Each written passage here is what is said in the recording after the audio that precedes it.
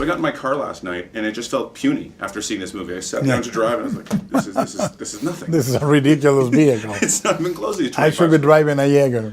One day, hopefully, we all will. I'll do bumper stickers that say, my other car is a Jaeger. That's a good marketing thing for this movie. So I guess we'll talk about like towing the line, because this is a genre film, but you also want to make it your own. So how do you toe the line between the two? Well, I think that you don't even toe the line. You throw yourself wholeheartedly at the line. I mean, I've been making movies that are reformulations of genre movies all my life, you know. Devil's Backbone is a very special kind of ghost story. Pan's Labyrinth is a very peculiar brand of fairy tale. And with Pacific Rim, I wanted to just make a movie about the things I loved as a kid. You know, things, it's almost like getting the chance to finally bake a cake the way you think cakes should be baked. And putting all the memories of what I love about monsters, about what I loved about robots in one single movie. Make it just a sugar rush almost.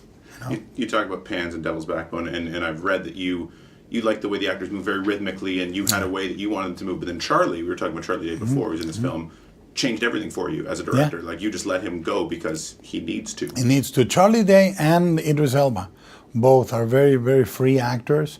Like, Idris changes from take to take and changes the speech, changes the lines. And Charlie, basically, we met in the middle. He was really wild in the beginning, and then by the middle of the movie, he was hitting his marks. He was very precise. He would repeat very well his takes. He was domesticated a little bit. That's amazing. Speaking of Charlie, he's got one great line. I don't want to ruin anything, but he talks about how we've created an environment for the kaiju to arrive. And I think that's a really cool undertone that you've put in the movie, that we've kind of brought these monsters among us. Yeah. Well, the idea in the movie is to any layer that is there to resemble wholeheartedly a summer movie, but each layer is actually goes counterpoint to what we normally see in a movie like this. It's not about one country or one ideology or one form of combat saving the world. It's about the world saving the world. It's about all of us coming together. It's full of those kind of layers that make the movie quite special. The love story is not a love story. It's just two people going, let's trust each other, you know. There's a lot of layers in this movie that are interesting to watch. I've always found this interesting about these kind of movies.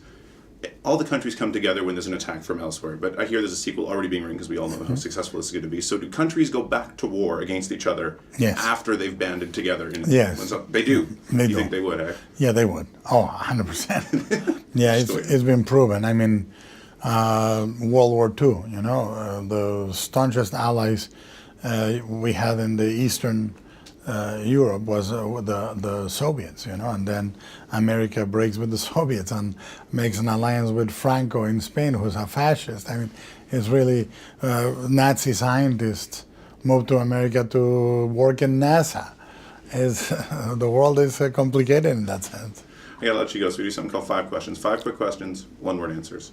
One word. 1 word. Film or digital? Film. Lennon or McCartney? McCartney. If you can recommend one Hitchcock movie, what would it be? That's a very unfair one. I know it is. I'm sorry. You gave it's not one word. It's not one word anyway. North by Northwest. Okay, cool. Oh, Cary Grant, nice. Robots or monsters? Oh man, you're evil. No, I'm not answering. All right. In 1 word, Pacific Rim. Awesome.